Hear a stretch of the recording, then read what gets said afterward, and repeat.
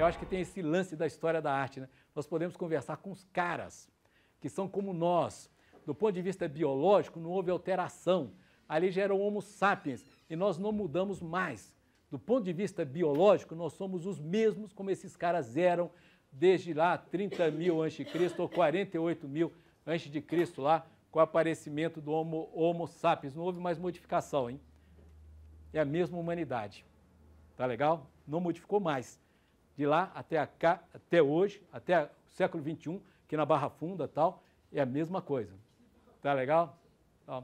Bom, então, pessoal, por outro lado, então havia essa técnica sofisticada, eles usavam todos os procedimentos. No caso específico de Altamira, isso efetivamente não está muito claro, se eles usavam a máscara. Em outras cavernas, etc., tal, eles usavam aquele procedimento que é muito ruim, né, para a gente descrever tal, que se chama kashi, já que se trata de você colocar o pigmento e o aglutinante na boca, você faz uma imagem de couro, que é a máscara, não é isso? Aí você coloca justamente aquela máscara sobre o suporte, a superfície, e à medida que você é muito feio, né? Isso, por isso que eu vou usar a expressão francesa, que é o cachê, é de cachê, né? Aí você vai cuspindo, você cospe, e aí a figura vai aparecendo. Eu desconfio, eu não sei se em Altamira houve a utilização, nas outras cavernas sim, eu vou mostrar em algumas delas, tal, eles usavam esse tipo de técnica, tal, que é também uma técnica utilizada até hoje, até os dias atuais. Então, não havia absolutamente nenhuma, digamos, incapacidade técnica, ao contrário, é uma técnica sofisticada, tal, e que efetivamente ela predomina até hoje. Eu disse para vocês que a característica da arte franco-cantábrica é o naturalismo anatômico, essa grande sugestão de realidade, essa impressão que a gente está efetivamente face a um bisão. E qual é a razão justamente dessa grande impressão de realidade? Qual é a razão? Qual é o motivo? Por que a gente tem justamente essa sugestão de representação do animal real? Primeiro, por causa da sugestão de modelado.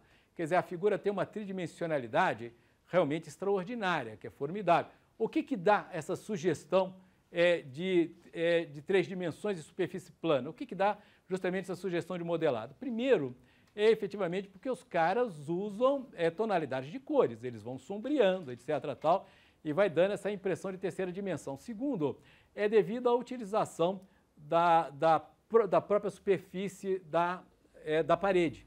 Quer dizer, se você tiver um ressalto na parede, eles usam com muita sabedoria aquele ressalto para dar essa sugestão de 3 dimensões. Então, a primeira característica é de uma arte extremamente realista, esse naturalismo anatômico, essa representação anatômica minuciosa do corpo de animal. É claro, para dizer o óbvio, que os caras tinham um conhecimento de anatomia do animal, pelo menos fabuloso, extraordinário, tanto que eles conseguem reproduzi-los com essa precisão, mas também pelo fato deles sugerir essa terceira dimensão. Quer dizer, eles não só conhecem o organismo animal, mas como conseguem reproduzir justamente esse organismo na parede, utilizando os ressaltos. Você utiliza justamente os ressaltos da pintura, tá vendo? Da pintura não, do suporte. Você tem uma parede com uma série de... Essa é uma parede irregular e você vai trabalhando as irregularidades da parede para dar a sugestão do modelado, no caso específico do animal, em 3 dimensões. Por outro lado, pessoal, a grande impressão também de realidade, ela resulta do brilho, da cor, das tonalidades, do ocre utilizado e do fato dessa cor ter permanecido no interior dessas cavernas, já que essas cavernas foram seladas durante milênios, né? Quer dizer, elas foram fechadas e aí por desabamentos, etc., tal, cresceu também a vegetação na entrada da caverna e por isso, com pouco oxigênio lá dentro, as cores ficaram efetivamente muito vivas. É claro que no caso específico dessa figura, eles jogaram luz para fotografá-la, tá vendo? Então você tem reflexo ali no suporte, quer dizer, no calcário da parede, naquela cor mais clara da parede. Originalmente não é assim, porque os caras jogaram focos de luz ali para registrar, para fotografarem.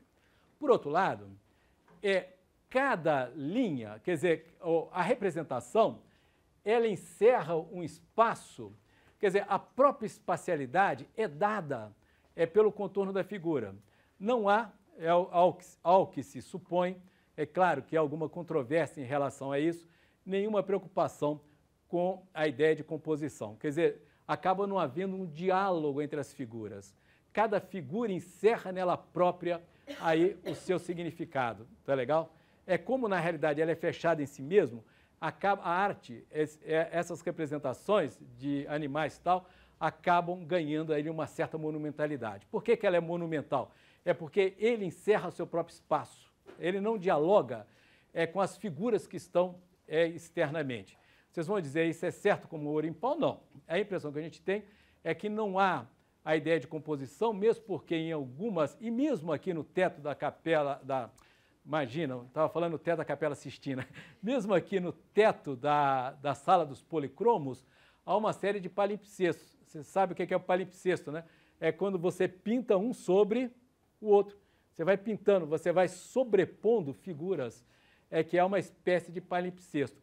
Bom, se há algum palimpsesto, se algumas figuras, a gente vai ver isso mais claramente e de uma maneira mais minuciosamente na Caverna de Lascaux.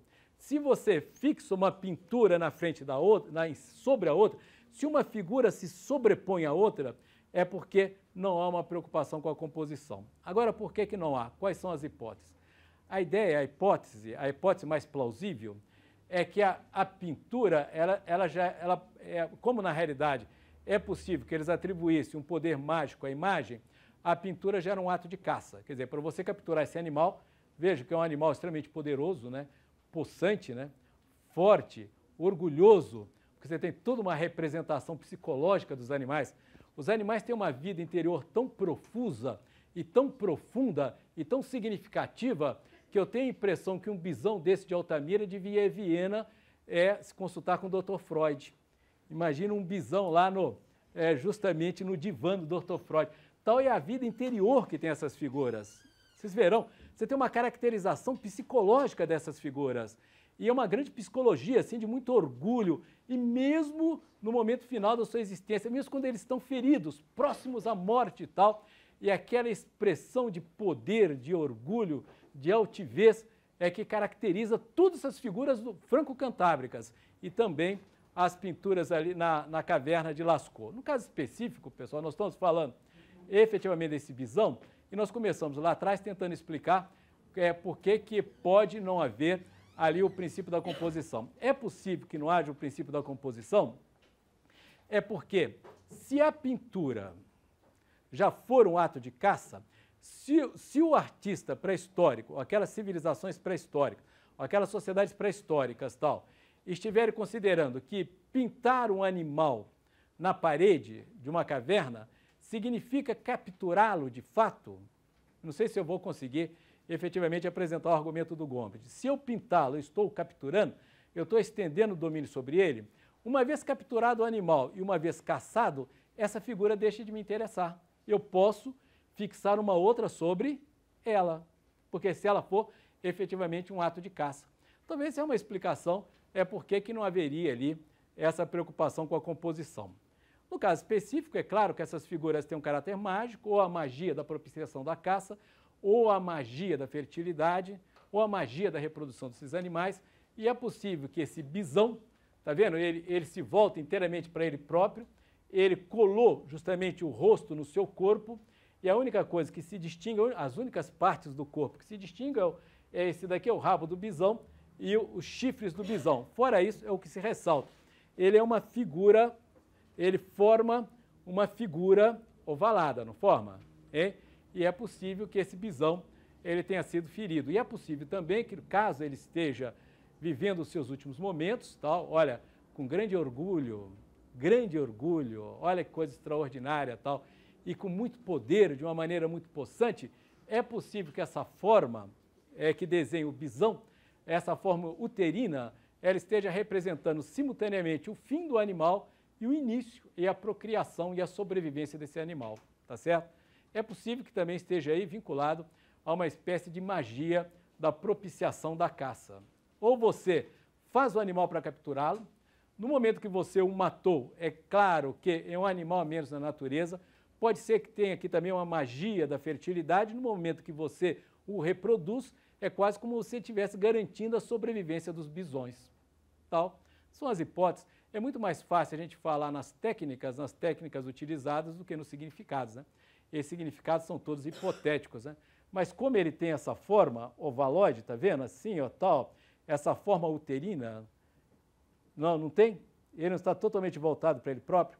Ele não pode estar ferido? Pode ser que esse bisão esteja mortalmente ferido. Você, ao mesmo tempo que reproduz um ato de caça, você apresenta a possibilidade de sobrevivência, justamente pelo formato com que ele é representado. Pois bem,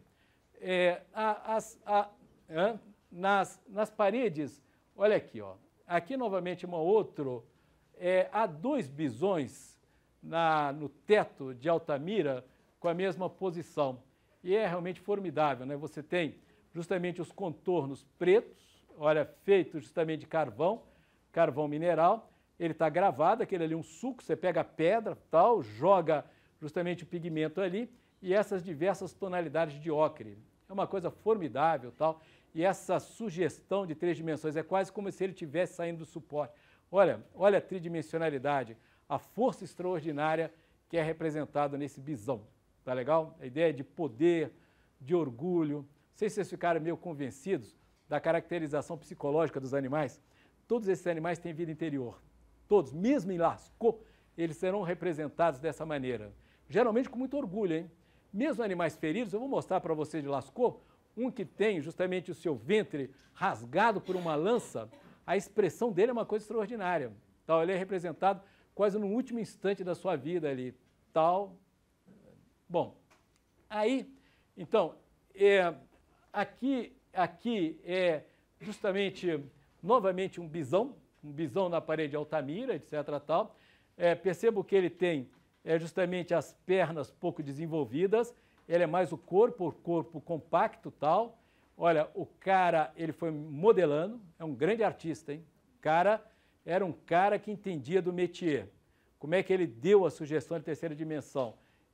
Com conhecimentos extraordinários, conhecimento de cores, sabe modelar, ele sabe sombrear, etc. Tal, sabe utilizar justamente o relevo do suporte, etc. Tal, e as pernas muito pouco desenvolvidas. Você tem um corpo compacto com pernas pouco desenvolvidas. É possível que as pernas tenham sido pouco desenvolvidas, ou também por causa do suporte, né, do teto da caverna de Altamira, ou então porque ele está representando aí o corpo avantajado, etc.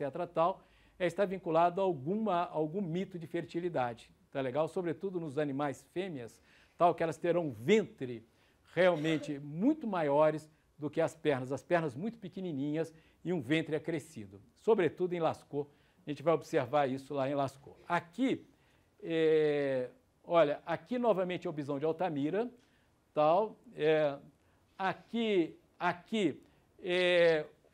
não sei se vocês se lembram, tal, a maioria dos bisões se volta para a esquerda, são 17 bisões, e há uma predominância de bisões que se voltam para a esquerda. Aqui também mais um bisão de Altamira, etc. Tal. A gente tem a impressão que ele foi feito e refeito, eu não sei se há algum efeito aí do slide, né? Tal, não me lembro, tal. Mas o contorno preto, tá vendo? E aí o ocre. Tem gente que diz que essa aqui não é a sala dos policromos, é a sala dos bicromos. Porque as 2 cores utilizadas é o preto e o vermelho, é o ocre. Vai do amarelo até o vermelho. Tem uma série de gradações, tal. Bom, aqui essa é a maior pintura no teto de Altamira, que é a cerva, ela tem 2,20 metros, não sei quantos centímetros, tal. O bisão, o maior bisão, ele tinha 1,80 metro e ela tem mais de 2 metros, tal. Ela está justamente numa das extremidades da composição. Aqui sobre ela, olha, tem um pequeno bisão que foi pintado, tá vendo? Sobre justamente a cabeça dela, é o que demonstra essa falta essa pouca preocupação com a ideia de composição. Ela é considerada, na realidade, a grande pintura do teto de Altamira. Pelo número de técnicas utilizadas, a parte externa parece que foi gravada, os caras realmente utilizaram ali o buril Não sei se buril, eu posso utilizar a expressão de buril para pedra, né? Porque o buril é geralmente em metal, né? Mas era um buril de pedra, um sílex e tal. Você pode usar também chifre de animal. Você pega o chifre e tal e também faz as incisões. Madeira, osso, não é isso? E ela foi muito trabalhada também com soufflé, com a técnica do sopro. Você tem assim o contorno que é gravado, você tem diversos tipos de fixação de cores e também a utilização ali da técnica do sopro, que é considerada a grande pintura do teto de Altamira, que é a Serva. E ela não se encontra justamente no espaço, aquele círculo central. O centro são os bisões. Não sei se você se lembra, ela se encontra bem na periferia. Você tem justamente esse animal extremamente periférico de um lado e de outro lado o javali. E mais acima o cavalo. De fato, o cavalo, você tem um cavalo inteiro e a cabeça de um cavalo, não é isso?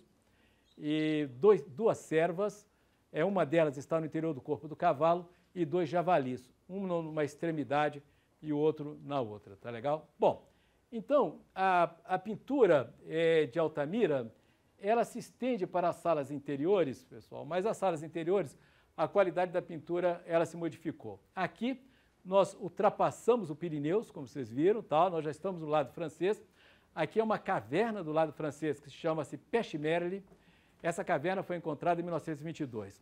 A particularidade é que as pinturas dos 2 cavalos podem não ser do período madaliniano, tá? É possível que essas pinturas sejam de 20.000 a.C., enquanto as pinturas de Altamira é a partir de 17.000 a.C. Bom, essa caverna é muito longa, Pechmerle. Pech é um termo occitão, quer dizer, o idioma falado pelos antigos povos que habitavam aí, é possível que esse termo tenha permanecido justamente desses povos antigos, e Pech significa colina.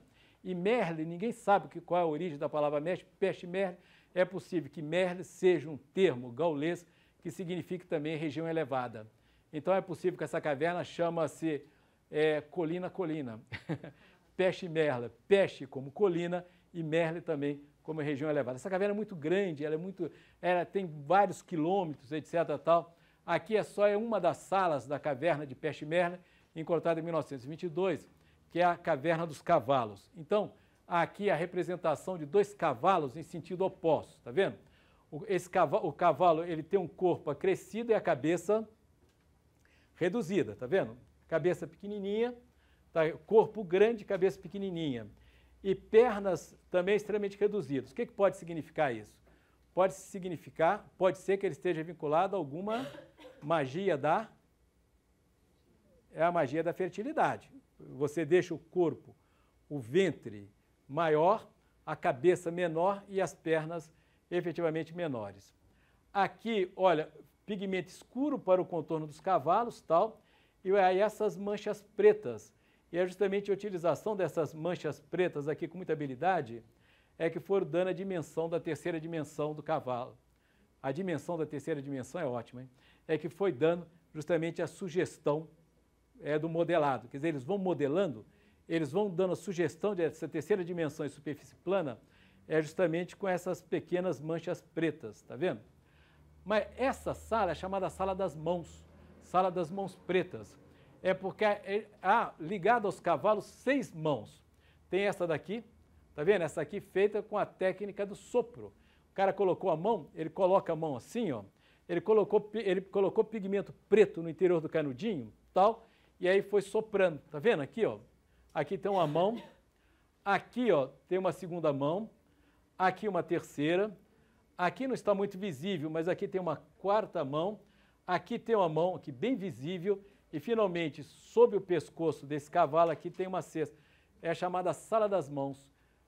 São 6 mãos associadas aos cavalos. Isso pode ter algum significado. Ou talvez você associe a mão à caça, não é isso? A mão à captura do animal. Justamente, são 2 cavalos com um ventre muito crescido,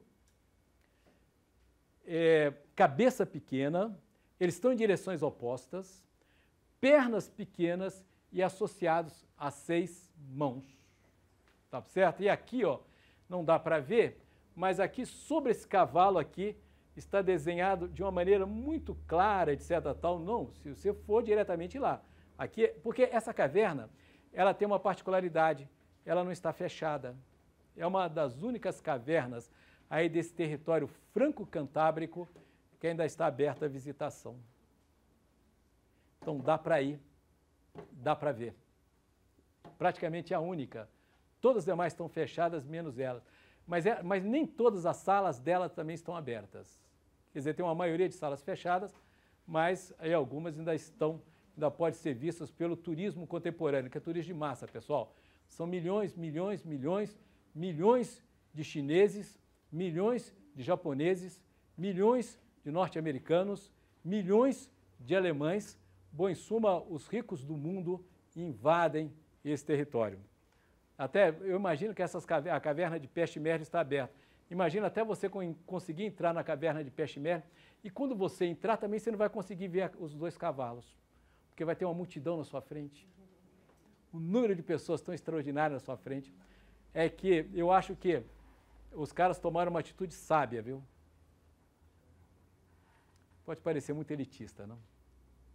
Mas uma atitude sábia. Fecha as cavernas. Não? Mas é para vocês que são estudantes de arte. Chegam com a carteirinha lá, falam, estou fazendo uma pesquisa sobre arte pré-histórica e tal. Quem sabe, né?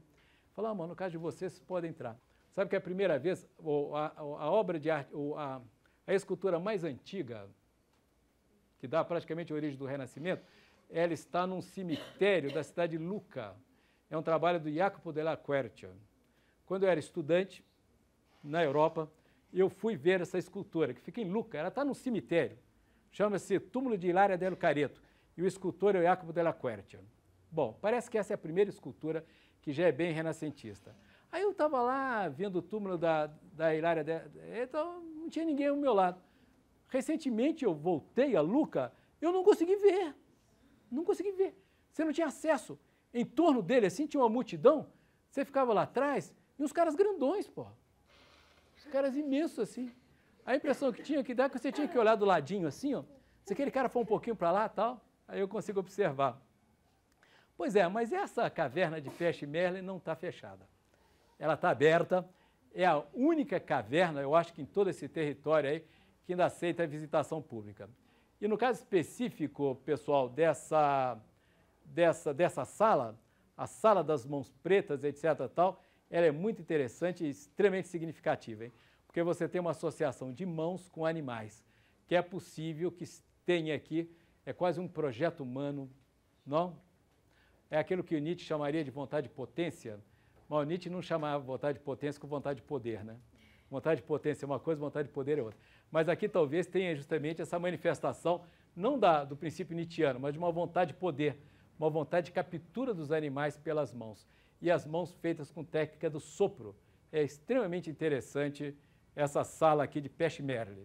Aqui, ó, é uma outra, é novamente a mesma sala, mas vista de outro ângulo, e a gente percebe justamente a presença das mãos. Tá vendo? Você tem 3 mãos no alto e aqui as 3 mãos embaixo. Bom, pessoal, a próxima vez, a próxima semana, aqui, olha o detalhe da mão da caverna de Peshmerga, feita com soufflé, hein? Você coloca a mão sobre o suporte e sopra o pigmento. Você coloca a mão assim, ó, caso específico, e aí sopra, tá vendo? Por isso chama-se a câmara da mão preta, é que justamente estavam essas mãos associadas aos animais. Aqui, a próxima vez, a próxima semana, eu vou falar de uma caverna que é tão extraordinária quanto a Altamira, que é Lascaux. Aqui é justamente, olha, de fato, em Altamira, o grande lance de Altamira é a sala dos policromos. As demais representações das outras galerias de Altamira não mantêm o nível elevado da sala dos policromos. Agora, em Lascaux, todas as salas são formidáveis. Todas as representações, esse daqui é justamente a caverna de Lascaux, tá vendo? Ela tem esses diversos esgalhos, essas diversas aberturas laterais, etc. tal, e ela é praticamente, em grande parte dela, a sala de Lascaux, ela está ilustrada por pinturas, pinturas no teto e nas paredes da caverna calcária. Ela é também caverna calcária, tanto quanto a caverna de Altamira. Ela foi encontrada também por um acaso em 1940, para variar início da guerra. Um jovem sai com o seu cachorrinho, é bem francês, né? Já que você tem um francês, tem sempre um cachorrinho, né? O cachorrinho começa a perseguir um coelhinho, o coelhinho foge numa toca, esse jovem, o cachorrinho dele entra junto, há uma abertura assim, esse jovem fica preocupado com o cachorro, joga uma pedra lá dentro, justamente para o cachorro sair, e ele percebe que a pedra cai num grande buraco. Naquele exato momento, em 1940, ele estava descobrindo a caverna de Lascaux, tá legal? Que é um sítio pré-histórico com pinturas pré-históricas realmente extraordinárias que a gente vai ver na próxima semana. Tá legal?